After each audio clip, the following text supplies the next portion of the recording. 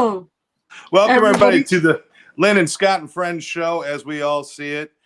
We got the beautiful Lynn Serrano. I'm Scott Jones. We got our guests, Barry Selby, Scott Scooter Schilling, John Horton, and, of course, late but always appreciated, Rex Sikes. Straight out of makeup. Straight out of makeup. We said you were late because you were still in makeup there, Rex. I cannot tell a lie. Listen, if you need a few more minutes in the chair, go ahead. I mean, we're not going to stop you. I appreciate all you guys being here today. As always, it's great to get together with friends and to have these kind of discussions. Some of them are not, they're not real serious, and some are a little bit silly. But all of them are opportunities for us to share what our experiences and the things that we've learned, and to have a group of people that are willing to listen to each other, even if they disagree. And this is really kind of what it should be about out there. There's a lot of podcasting going on out there that's just all about seeing things one way and possibly preaching only one way of doing things. And that's certainly not us. We are definitely the bipolar show right here. We are all over the place. So I'm going to jump right into the topic because it's kind of like, it's something I'm going through now, but it was something I'd like to talk to you guys about. My original topic was don't let the bastards get you down. We've amended it to something a little simpler. Don't get brought down by others. Whenever you do something, and what I do for a living and what I do in my life is very mission oriented. It's about my personal mission to help people to do certain things. And along the way, I've come across people who have decided, hey, I want to come on board and I want to help and I want to invest and I want to do that. And by about the third time in 5 years of being burned by people, I almost let this one get me out. I was ready to wrap it up just a few days ago and just be done. Because somebody came along, wanted to invest some money and do all this stuff, and then 11 months later says, you know what, I want out and I want so much money, and that's not how things work. So now we got to worry about court, and we got to worry about this, and we got he said, she said, we got all these things going on. But you know what? My mission is to help people. My mission was never for me to have a perfect life and to never have a problem. My mission is to help people. And if it means I got to struggle to do that, that's what I got to do. But I can't let people bring me down. I can't give up. Too many people give up in this world already. That's why we got so many people dying from addictions.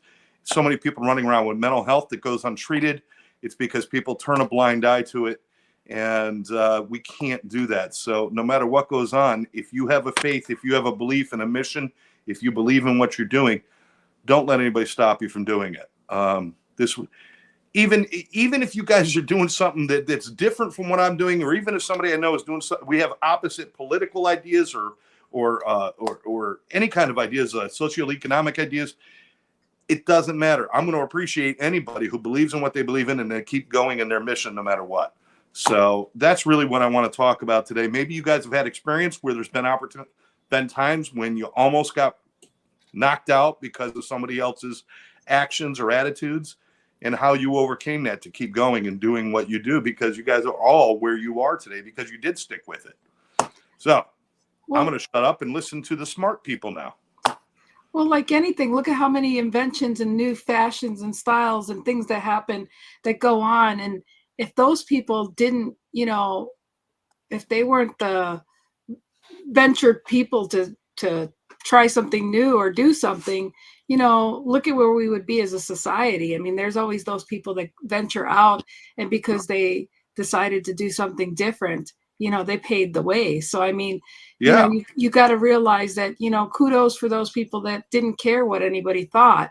We got to realize that we got to admire those people and say, look, those people, because they inspired you, you got to realize, you pay it forward by being inspired because they inspired you. You got to realize they didn't care what anybody else thought.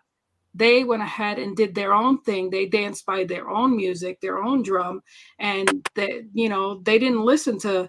And then it's funny because once it was okay and be cool to do what they did, then everybody was like, hey, it's cool for what they're doing. But I guarantee most of the people that were close to them didn't believe or get behind a crusade. It's usually the people that didn't know them that supported them, and it's always that way. And people have to remember is sometimes it takes, like sometimes it's the teachers that believe in the kids before the parents do. It's always the people around them that, outside of their normal peers that support them and give them the accolades to do what they ended up doing, And so, that's just food for thought to bounce to these guys that have other angles that they can give, Well, somebody at one point must have turned to the guy who invented the pet rock and said, that's the dumbest freaking thing I've ever heard. And he says, I still believe in it. And he made a fortune. So who knows? Who wants to pick it up? How about, hey, Scott, you're already in the middle. Why don't you start us off, buddy? Well, there's a lot of different ways to go on this, whether that be addiction to approval, and really overly caring about what somebody else thinks, or the fact that nobody can reject you but you. So, the reality is somebody says your idea is dumb or whatever you're doing is whatever. It's not what they say that matters. It's what you say to you after they stop talking, So I think a big thing on this topic is, don't get brought down by others. The reality is people are going to shoot at you for all sorts of different reasons. Some are going to be good reasons. Some are going to be horrible reasons, but they're going to shoot no matter what. There's some people that are trying to protect you from yourself or from they've got an experience. You're walking into an area where you don't have experience. They might have experience. They're trying to warn you. Okay. You might look at it as bringing you down, but it might be a protection move on their side, not a purposeful thing. But I think what you said is really important, Scott. You've got to believe in you. If you don't believe in you, who the hell's going to? And, I don't know that any one of us has ever purposefully done stupid shit. Now, that is not to say we haven't done stupid shit. It's that we purposely haven't done. Right? It's one of those, I don't think anybody. It was on my list of things to do today. Dumb shit. Right? Yeah, that's right. I just don't think that anybody really sets out to make mistakes, do bad things, whatever. At least I don't believe they do. And so, do things turn differently? Yeah. But that's part of life. If you were supposed to pop out of the womb and walk, you'd never fall down. Right. And if you were never supposed to learn how to get up, you'd never fall down. You'd be upright, you'd be on your feet the entire time. And then what would happen?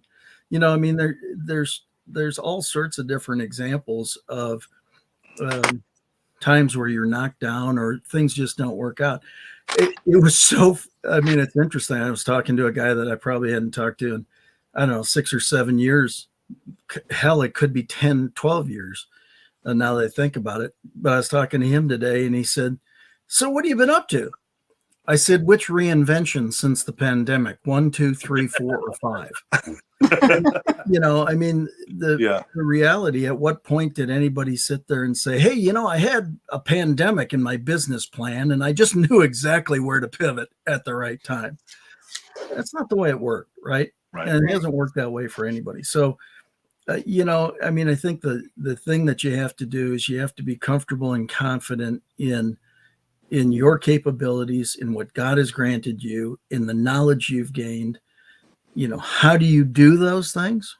Gain more knowledge, be around more people, experience more things, fall down more often, get back up more often. And that's why, again, I think, as we are on the planet longer, we actually have some advantages in that we've experienced more things, and we've probably experienced the same thing in cycles more than once. John, tell us about mortgages in 2009. Mortgages are awesome. Thanks for that lead-in, Scott. You know what? It's funny on that. I'm coupling off with the Super Bowl. Imagine Brock Purdy. You know, imagine how people are trying to bring him down right now, and how Yeah. a young guy that is 24 years old, 2 years in the league, and how far he's got. I think that's a great example. The other example, I think, is the younger group we have. They're expecting everything. I think as elders, meaning not us, but older people, need to reach out. I had a guy that came up to me that I'm putting on a podcast Thursday, and he just couldn't believe it. He goes, "Why are you doing this?" I'm like, "You need a kick in the ass, man. You need to bring this up because the younger people expect everything. You know, so when they don't get it, they're upset. You know, and if you're in the sales business, your book business, whatever business you're in, I think we need to branch out and look at other people and say, how can I help you? You know, it's really not as bad. If you're 24, 25, 30, 35, you're kind of used to the silver spoon. That spoon's gone, man. You know, you gotta be here for you, and you can't be brought down by other people. That when you put a post on social media, so many, I don't care what someone says, but you get the younger group and they put something up and they get a negative comment, that ruins their day. That ruins their day.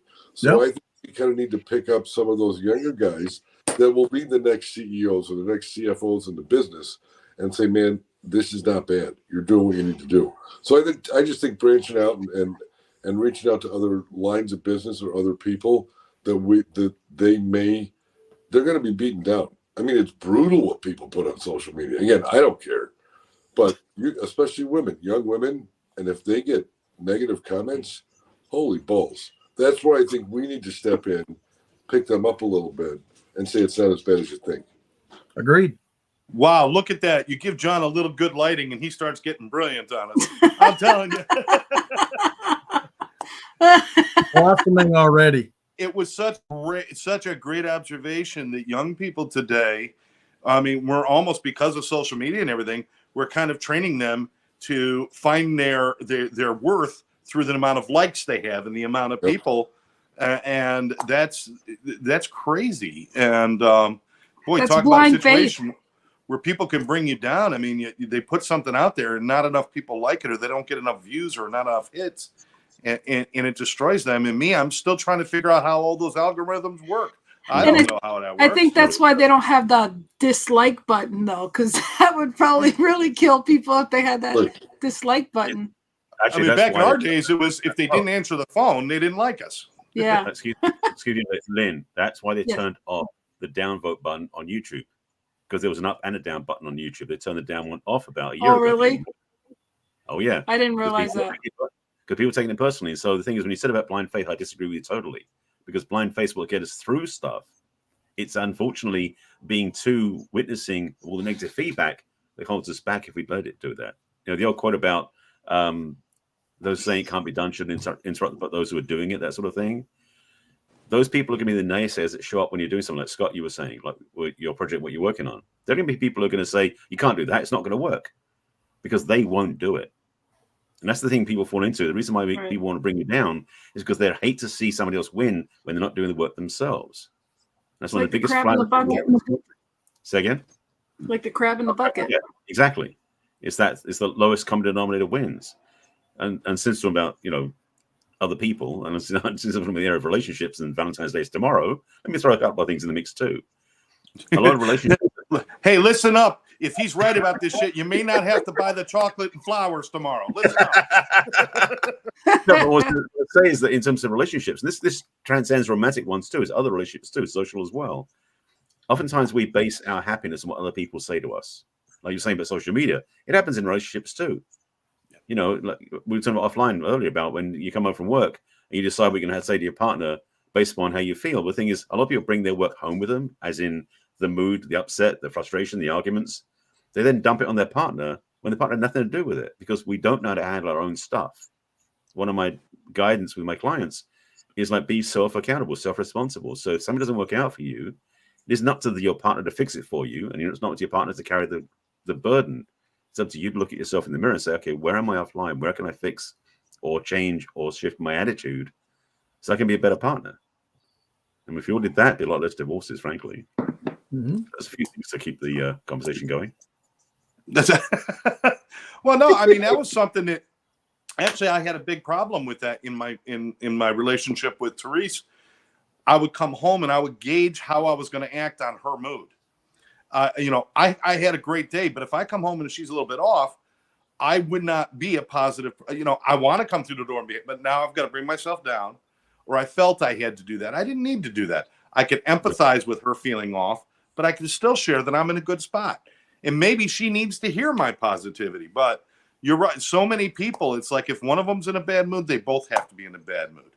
Yeah. Whereas if someone's in a bad mood, rather than walking on eggshells, how can you be an encouragement to them? Not to be out of Pollyanna, but out of the same, it's like, I see how you're feeling, but let me help you. Let me give you some encouragement. Let me offer you what I'm grateful for you about, or anything you can do that can give them positive feedback that they go, hang on a second, it isn't so bad.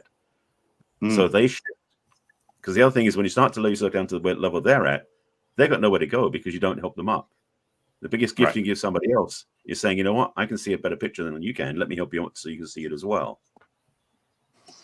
All right. Rex, you got a lot here. Over to you. Hi, Rex. Hi, everybody. Love you, Rex. Love you back.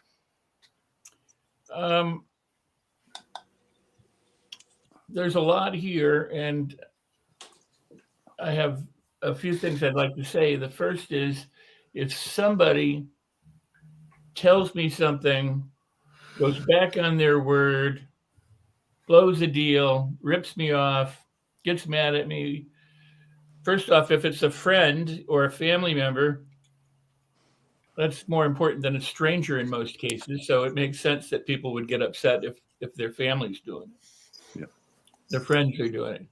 However, strangers are friends you haven't met yet. And so some people get involved in business and they develop a relationship, and then, one party goes south or goes a different direction.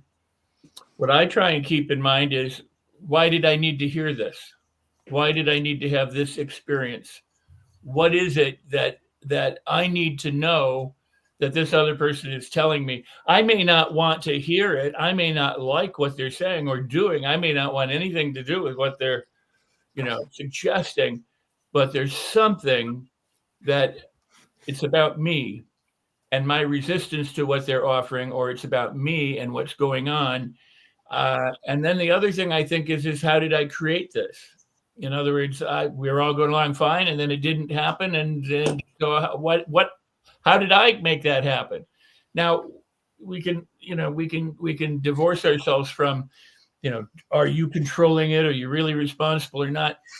I'm not even going to go there because that's not relevant. It's what's relevant is my part that I can do about my reactions or my responses or my reframes or what I can take out of the old saying, if life gives you lemons, so how do I make lemonade from it?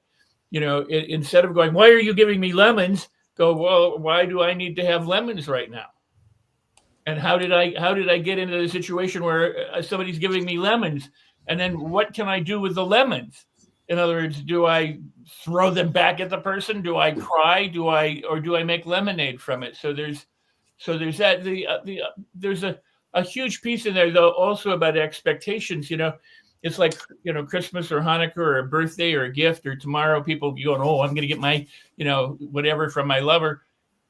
There's expectations involved when you do business, when you party with somebody or partner with someone, develop a relationship that he already ate. aren't expressed, but they're certainly there. In the same way that when you go to, imagine this for a second, you're making a sales call, or you're going somewhere to negotiate a contract, or you going to somebody's house where you've had some difficulty.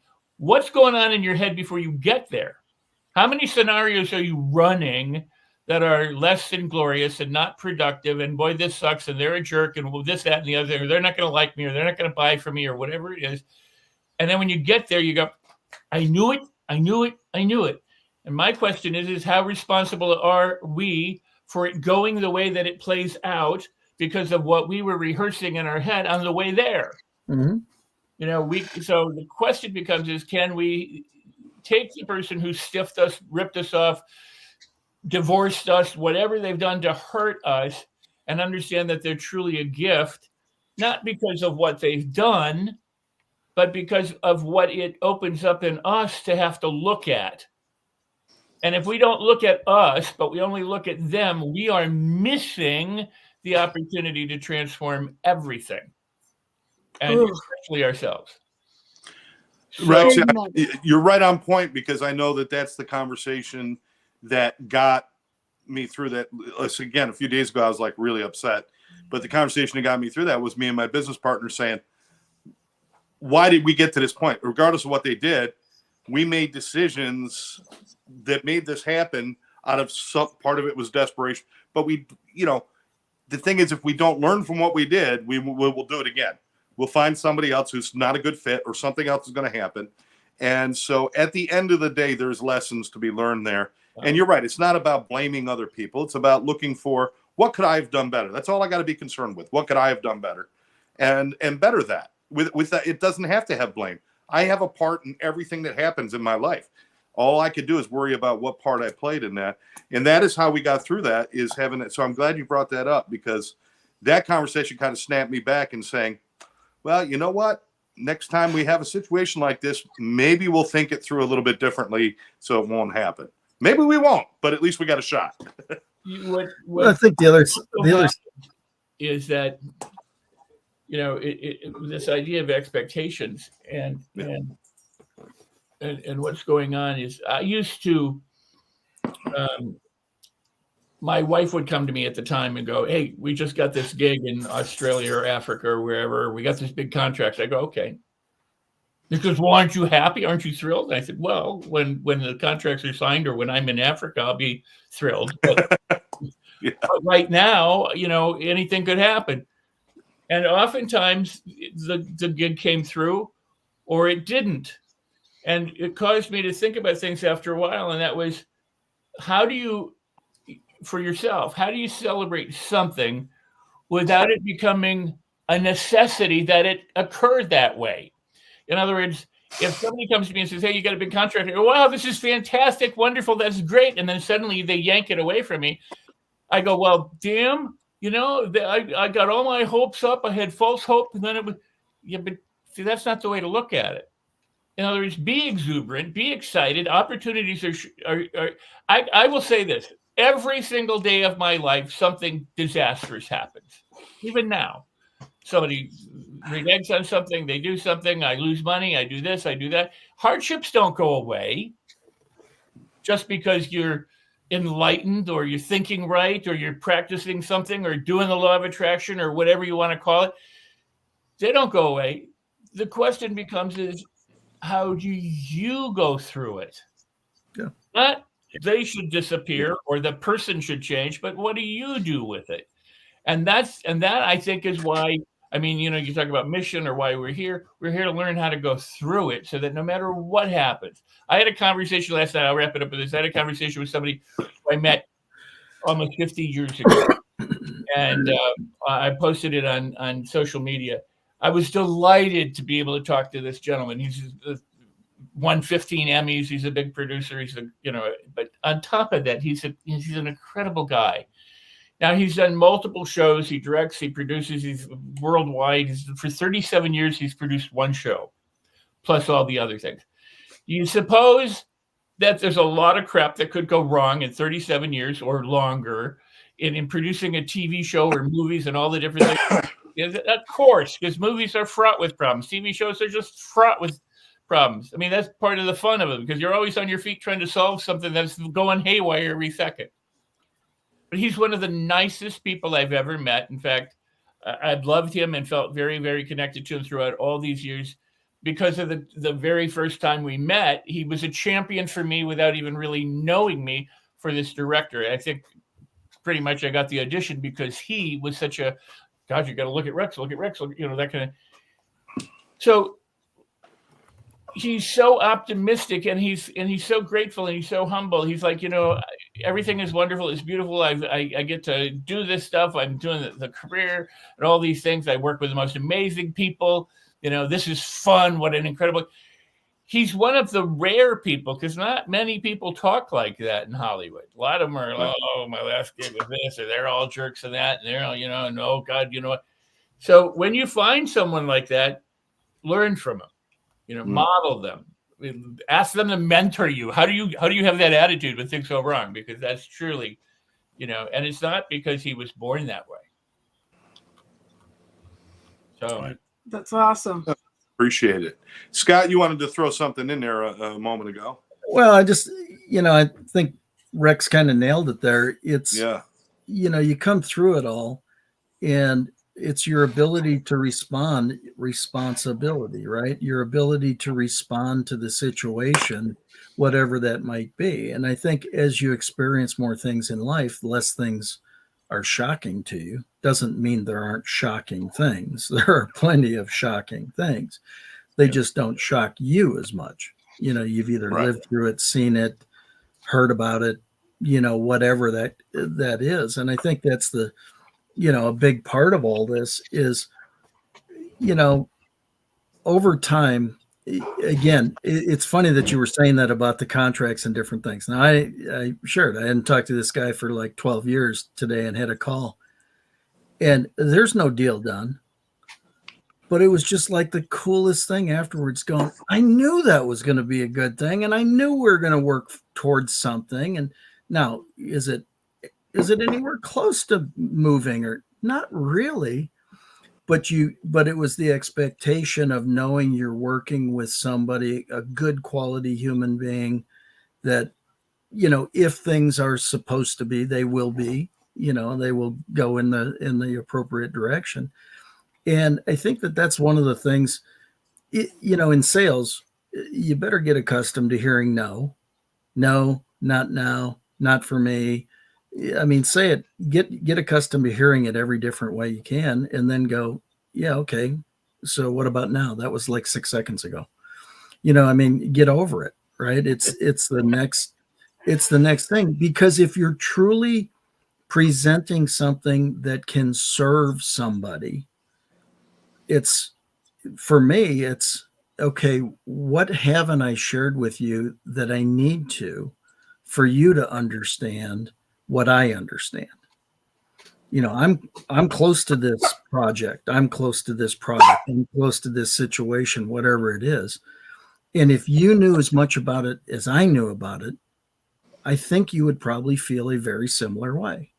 So if you're not feeling a similar way, what did I miss? What haven't I picked up on? And I think that that's, again, a little bit what Rex was saying earlier, and Scott, you were saying too. It's I don't think we need to beat ourselves up, but again, we're off course far more than we're ever on course. So get that in your head, and you'll stop kicking yourself so hard. You realize that's the way everybody is. Somebody doesn't agree with your concept or how you go about it. Okay. I can tell you there are people that sell completely different than me, and there's not a chance in hell I would ever want to sell like them. Now, are they successful? Yes. Do they do all sorts of stuff? Yes. Do they maybe make a whole hell of a lot more money than I do? Sure. Do I want to do it the way they do it? Not a chance in hell. It won't happen, because you've got to be who you are. You got to be authentic. That's why when my moniker became the Authentic Connector, it all started because somebody said, "Are you an influencer?" And I said, "Well, I believe I have influence, but I wouldn't call myself an influencer." And they said, "Why not?" I said, "Because to me, influencers are playing a game. They're really ultimately concerned about themselves." That being said, I would say I'm an authentic connector. Oh, interesting. What's the difference? Well, an authentic connector is concerned about the end result for all parties concerned. I want to make sure everybody does well. And so I think it's, part of this is where you come from. And there are people, think about the Wolf of Wall Street. Think about, the boiler rooms and where people, Glengarry, Glen Ross, where people can just stick it to people and feel great about it. Yeah. Well, Scott, it's because you're authentic and you have integrity. And that's the difference. It's integrity.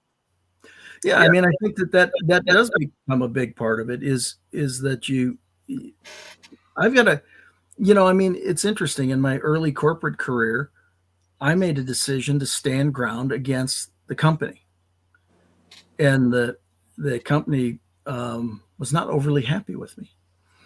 And I said, you have every right to ask me to do what you ask me to do because I work for you. And I have every right to say no to what you've asked me to do. I just don't have that right to say no and still work here. So Good point. well, but I was honoring their situation. They had every right. I worked for them. Right. I chose to no longer work for them. So the fact is, you gotta stay who you are. And unfortunately, in these times, and Scott, you said it. You used to come home, you'd have a great day going, and you go, "Oh, I got to throttle this down." Why? Why can't you be? Why couldn't you come in theory, all hyped up because of a great day and throttle her up, as opposed to you throttling down? Right. That's true. This just changed gears on us, no pun intended. No, but actually, Fast and Furious. Just to clarify for everybody, we're not going to throttle anybody. Okay, that's not what I just want to clarify that. Okay? Just to clarify, I've never seen those, so there's no comment to that. But go ahead, Barry. Barry, I'll direct. Don't worry. The difference, the thing that hit me was about the difference between sympathy and empathy. Because sympathy is, because the whole thing about, the difference between sympathy and empathy is when you find somebody who's falling down a hole. Empathy is you lay down a rope or a ladder and help them climb out. Sympathy is you throw down find someone in a hole, you throw in a rope, you jump in with them. So the whole point is when you go down the pit where somebody is already, it's sympathetic, but nobody wins. If you're empathetic, you hold the space for them, you care about where they are, but you're encouraging them to rise up. That's one of the gifts we can give somebody else. And frankly, if we all do that, we can raise everybody up. So that's a big piece of the puzzle. The other one I was going to talk about, from what it was, because someone just covered already, which is great, is one thing I learned when I was in grad school, we talked about this thing, we said about how you relate to the issue is the issue. So the idea being is that we tend to react to stuff. It's like, okay, you reacted, great. What triggered the reaction? Because it was inside, not outside. So we learned about what is it we have instead. So basically we get empowered, which is great. And that self-empowerment is a real gift to ourselves as well. And one other piece that dropped in was that thing about we tend to repeat things if we don't learn from them. That's a quote. That's George Santayana had a quote about that. Like, those who fail to learn from the history are doomed to repeat it, which is actually about battles and wars and countries. Right. It really is the effect of relationships too. Because I know for myself, I had the same thing happen in 3 different relationships because I didn't learn the lesson the first, second, and third time. It took me a long time to figure that one out. So that ability to learn so we don't fall in the trap again is a very self-empowering choice to go through. Yeah, I like that. My sponsor used to tell me, if you forget to remember, you're doomed to relive. So, it's always, I like that. That's a t-shirt. Well, thank God you're doomed to relive, because at least you're alive. Yeah, at least you're. Indeed. What a horrible thing. You get to live longer. So but I wanted to ask. Go ahead. Do you ever think when somebody, you hear about throttling down and throttling up, do you ever think that, or ask yourself, why is it that right now I need to learn to throttle up myself instead of letting someone throttle me down? I mean, in other words, again, it's where the focal point goes. If it goes to, this person is raining on my parade, then the question is, well, how do I maintain, who I am and what I'm doing and love myself and love them, even though they're raining on my parade? In other words, the second we call it something, that's what it is. So if we go, they're being a jerk, well, then that's what they are. Not that they are, but in our head they are. That's what we see. Yeah. So instead of going, why are you being an ass right now? Maybe it's like, maybe I need to learn how to deal with asses too. Jerks.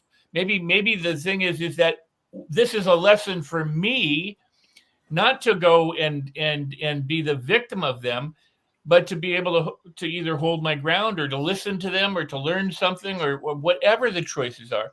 But there's such a tendency for us to put all of our energy into the circumstance or the event or the other person that we don't like. because we're going, on our path, and then something, there's a stop sign or something. We go, well, screw that. I don't, why is there a stop sign in my path? Yeah. Did you know those stupid stories about, the guy standing on the corner and a cop drives by and he goes, pig. And the cop, No, goes, I haven't heard that. hits a pig. No. Well, I'm not trying to be funny. I'm telling you that when he yells out pig, Yeah. he's warning the cop that there's I got you. and he hits the pig. I got you. Oh, Gotcha. Yes, I'm sorry. I was still looking for a horse somewhere. Yeah, I was. you're looking for a what? I was looking for a horse somewhere. There's a Yeah, pile. Long story. I don't need a horse. But the point is, Yes. so there's a pig up in the road. The guy yells pig. Now, what does the cop do? If he doesn't hear it, keeps going, or he goes, screw you, whatever, and hits the pig, or goes, did he ever think that it might have been a warning? Right. And this is an important lesson for us. Maybe when someone goes, hey, idiot, you shouldn't do it that way, or I'm off the deal, or I'm divorcing you. Maybe that's a warning. It's an alert. It's an alarm that we need to pay attention to something that we wouldn't otherwise pay attention to. And it's kind of coming through the most less than glorious way to do it. But that's the only way it gets our attention, because if it comes in nice and rosy and everything else, we don't pay attention to it. But when it goes bam, we go, oh. Instead of going, wow, I get to learn something here, we go, screw you for doing it to me.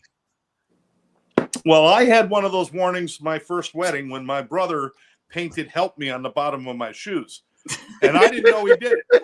So when we knelt down in church in front of everybody, we knelt down in front of the preacher, and all the people in the congregation could see my shoes said "help me" on it, and they all started laughing. I didn't even know what it was. But They all say it, were they all agreeing? That was the only part. you know what? I think most of them would have. Most of them would have. There's certain things you should tell people when you get married. Like, one is, my parents don't give me their address because they don't want me to come over. And I've been in the psych ward most of my life.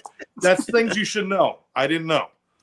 So let me take it to the next level here, because this is something that we kind of touched on almost. A lot of times when I'm feeling like somebody's not supporting me, or somebody is kind of knocking what I'm doing, when I do address it, you know what I hear back a lot of times? Well, you don't support me either. You're not supporting me, and you're not seeing my side. So I think sometimes a lot of that stuff is, maybe I need to look at, am I being supportive to others the way I want them to be supportive to me? And it doesn't mean I have to agree with people to be supportive of them. It simply means I have to say, listen, you got the right, and I'll back your play because that's what you want.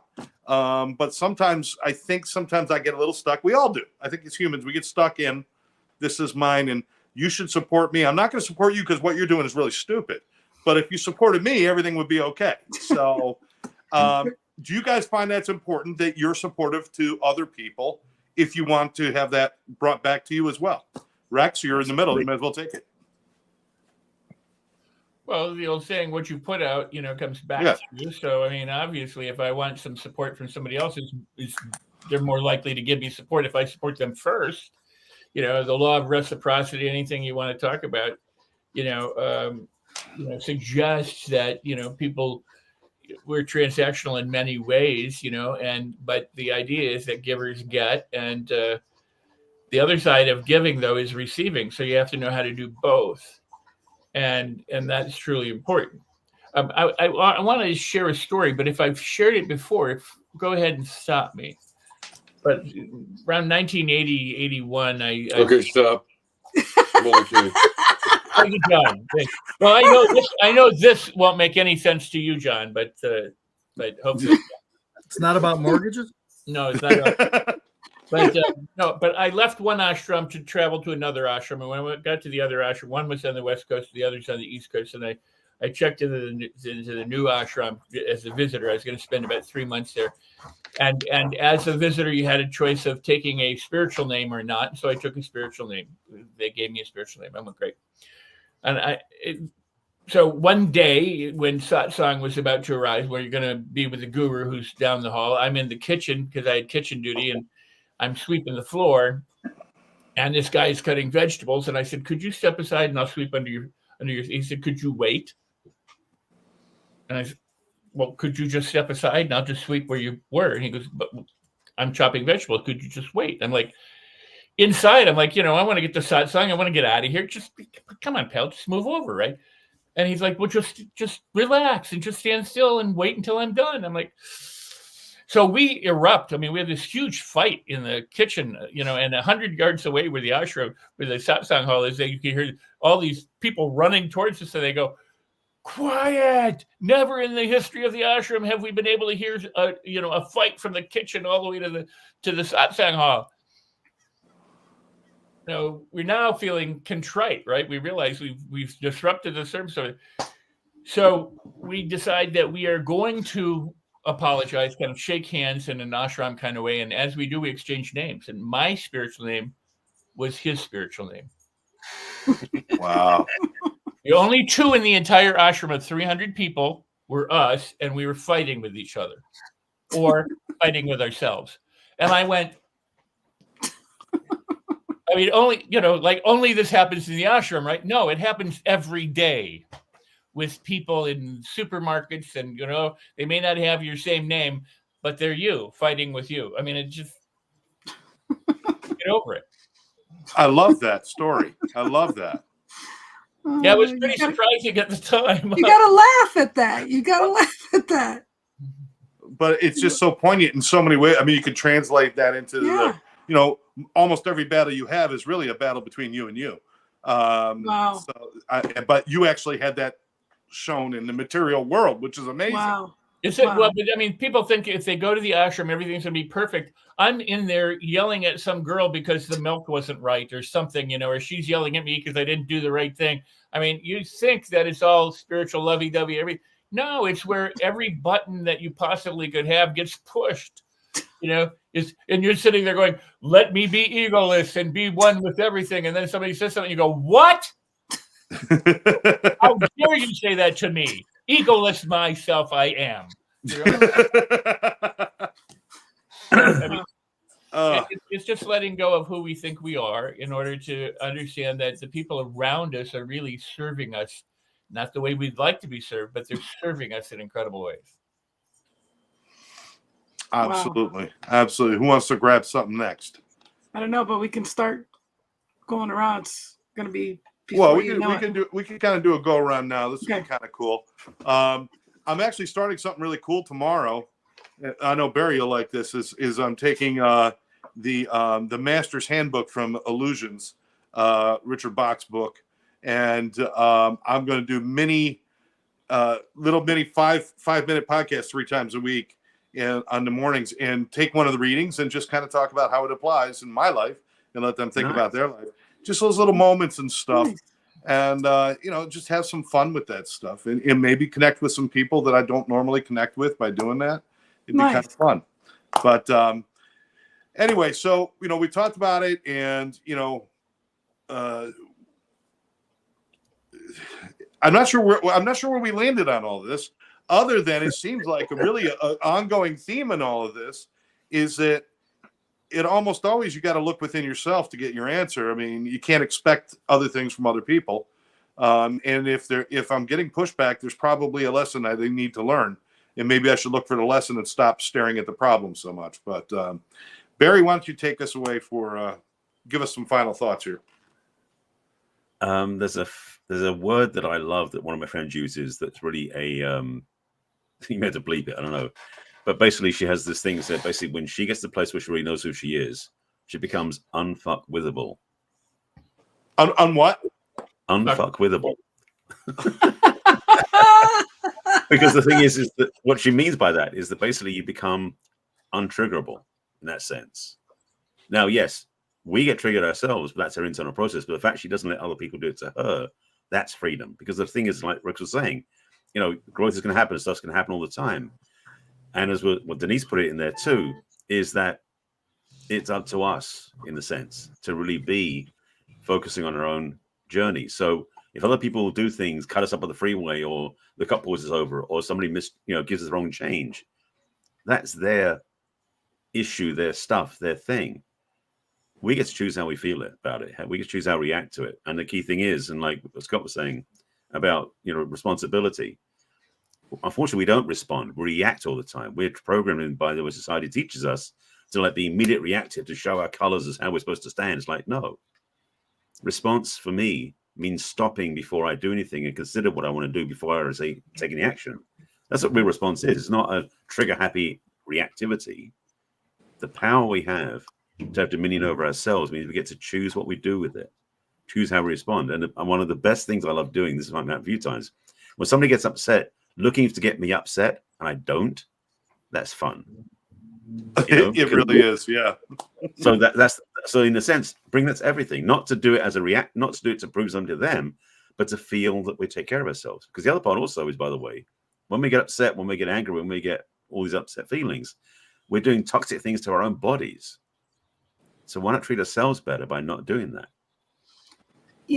I just got to comment on something because you mentioned something about the unmessable. I'm not gonna, however you said it. I'm going to say it wrong. But which all my wives became as soon as I married them, they were unmessable. I couldn't touch them. I couldn't work with them. But one of the big things that goes on here, and it kind of leans into what you're saying, and we can comment very quickly on this, is everybody's like, well, you're triggering me. You're triggering me. You're triggering me. And we blame everybody else for hitting our triggers, but nobody says it's my responsibility not to have triggers like that. Why am I walking around with all these triggers? It's my responsibility. A trigger is simply something you haven't dealt with. But we still blame everybody else for hitting our triggers. Do you see that? Is that absolutely the thing? And some people actually set their lives up to have triggers all around them, see who steps on them. Yeah, they want to be upset. It's like it's almost for some people, frankly, I don't think they feel alive unless they're upset. So they're looking for things to get upset about versus can they find their own way of living their own lives. Wow. Absolutely, yeah. You almost cause them pain by being agreeable instead of fighting with them. Okay, that's their choice. That's the other part. It's like I'm going to get back to 4 agreements. It's like don't take things personally, but also don't make other people's feelings more important than your own. Absolutely. I think one thing we haven't said, which I guess it goes without being said, but I'm going to say it anyways, is that we stop it. We forget to take a minute and forget that when we're thinking about what other people have said that react us, we should go back within ourselves and be one with ourselves and think what we think and let go what we just thought. Right. Absolutely. And release what was said and go, how do we feel about ourselves? Turn that back. And that should really say that's what matters, because it's none of our business what other people think about us, but I know that goes without said, but I think that helps relieve a lot of that. But I know we're almost running out of time. So well, we're doing okay. We got about 11 minutes. So John, why don't you tell us what you're thinking right now? I think Scott had something to say. Scooter had something to say before that. Yeah, I was just going to say, if somebody were to say, well, you just triggered me, I would say, thank you. Thank you for being so perceptive that I could read your mind and know your triggers. I mean, the fact, I mean, very, very, it's funny when you guys were talking about it, that's what came to me. That's what triggered him. I have never thought that thought. No, it's a brilliant thought. I love that. But I mean, really, why not diffuse the situation and just say thank you that you believe that I'm so perceptive that I know what triggers you. Yeah. Because the reality is, somebody can sit there. It's so, for me, when you guys were talking about that, and I thought about it that way, it's like, it just takes a totally different thing. How can I trigger you? Like, I know that. Now, if you're a spouse or you've been around somebody and you know their history and things like that, yeah. But to be out in public, it's like, Peggy and I were watching something the other day, and all of a sudden somebody comes up and he goes, I'm going to be so triggered if they walk in. You already perceiving that, right? Well, that's exactly it. It's like, why? And then they don't even have to say anything. They just have to walk in and you become triggered. Yeah. Wait a second, you're assigning it to the wrong Yeah. location. They Right, being a can't victim. trigger you if you Yeah. are untriggerable. Yeah. It's that same, what, I won't swear like Barry did, but Go on. no, but I mean, but it is what really got to me is just saying thank you. I appreciate you thinking I'm that perceptive. I'm really not. I have no clue what would trigger you. I love the fact that you said that. They're like, if they're going to come in here, they're going to trigger me. They must have their trigger on a dimmer switch, and they've already turned it on low power because they're already triggered. Well, isn't it funny how that's just saying you're trying to hold two thoughts in one at the same time? Well, know, there's a lot of ways of describing it, Yeah. but I think I that's, love it. people are sitting in this situation now. I find myself becoming Yeah. calmer day after day. Seriously, I'm not joking about this. Yeah. There's just, and the world is nuttier day after day.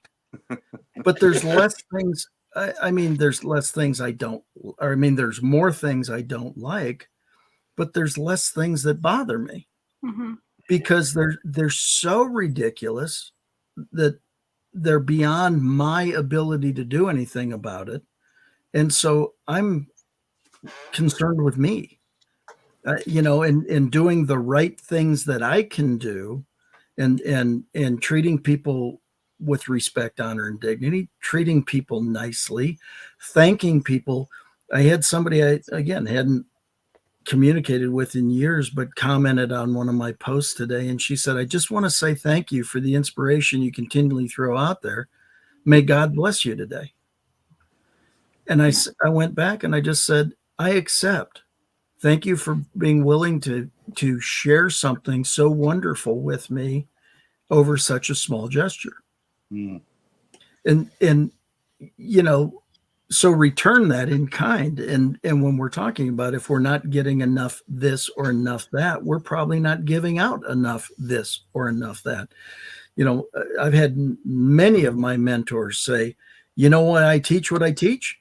Because I need to hear me most. They need to hear that lesson over and over again. And we tend to do that because we haven't internalized or whatever enough of it until we have.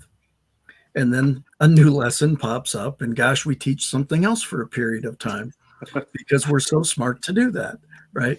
The syllabus is internal, right? So again, I mean, I just think that, we set up in this me, now, immediate gratification society. We've set up this, there's got to be a instant reaction to everything. And that's this whole, where did the word trigger come from for this? I'm serious. I'm not. Roy Rogers' horse. Well, no, I get that. But that's what trigger used to be, was Roy Rogers' horse. Yeah. Now it's like, oh, I'm so upset with you. It's like, it actually came, NLP had and somebody put out a product called Triggers in the 70s or early 80s or something like that, saying, this causes people to take action. It's differentiating themselves from anchoring, and responding knee-jerk reaction that was a trigger as opposed to, so I can trigger the response versus anchor the response, Got it. Yeah. Gotcha. Well, but I mean, but it caught on. I mean, I don't know. The definition as of late has modified pretty significantly. Absolutely. So not for the better, either. No. People think trigger because the thing is basically if you let yourself be triggered, you're playing the victim. That's what they're doing. Well, that's exactly it. I don't understand why people want to, because quite frankly, people are asses. They're not very sympathetic. They don't. I mean, I want to be I want to feel bad, so you treat me nice. Nobody's treating you nice. Why would you want to feel bad? It's like this. It's going down this weird path. You're trying to create something that at one time maybe said, "Oh, I'm so sorry to hear this," but people are so sick and tired of saying, "Oh, I'm so sorry to hear this." Now they're just saying, "Shut up." Yeah. There we go. All right, we got him, John. I don't know where I went with No, that. you're perfectly fine. Perfectly fine, John. Can you give us a minute 30? No, I can't because Scott triggered a lot of my emotions. I'm not really sure. You see, and we don't care. We're just laughing. I don't give a shit. Barry, it's so funny. I have a friend of mine from the UK, and their favorite phrase is "abso-fucking-lutely." And really, what that means is, when I'm serious about it, here's what I do. And just to run through a few of my notes personally, I don't believe in this trigger bullshit. I don't believe in these words of the day because, next month there's going to be another one because Taylor Swift is going to say something and then it's all popular. I'm a big fan, obviously, of back to the basics. Be nice to people. Like Rex was saying, like Scott was saying, like you all were saying. Get back to the if they don't like me, don't like me. I absolutely don't care about it. But when it really comes down to don't get brought down by others like we had talked about, be yourself, man. Yeah. Be yourself. Don't try to be someone else. Don't try to use these buzzwords just to fit in because it doesn't work. That's me. Absolutely done. Good night. And that's from our mortgage guy. Mike, We're all light's almost out. We're all chuckling like we're at church and the priest said jackass, and we're all like, "Oh my God." That's great. Thanks, Denise, for your comment. We appreciate you. Absolutely, Denise. Rex, 2 minutes, buddy. Wow, I get more than John. Damn, triggered. Love you, So John. you're walking through the apartment or house at night and it's dark and you stub your toe against the table or chair or something like that. And you go, damn that chair, and you blame it for being in the spot. But, you were walking in the dark. And maybe not. Maybe you're walking in the light, but you stub your toe. What do you blame? You blame yourself or you blame the object? How is that any different than blaming a person for triggering you? Right. Same thing. It's just one's a human and one's a chair. So it's that tendency to go outer. I really, people say, oh, I got to separate myself from negative people or those energy vampires. And I said this here before. Enlightened people are surrounded by energy vampires and negative people all the time, but it doesn't seem to bother them. Why? Because they're free of that. Wouldn't you rather be free to be around anyone than to say, I can only choose? We're people helpers. We should be free to help everyone and not go, I help them, but not those people, or those people, not they're assholes. They're this, they're that. No. Get free. And the only way you get free is to have the experience of letting go of something. And you're not going to let go of it if you don't know it's there.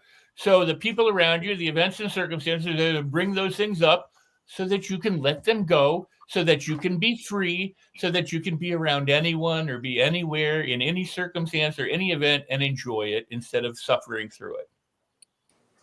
Wow. I love you, Rex. Wow, Rex. Thank you. I got to tell you guys, I'm humbled. And I actually feel a little silly. And we got Barry still too. No, we already had Barry. Oh, okay. Didn't we? Yes. I didn't think so, but Yeah, okay. I thought so. Started with Barry. Okay.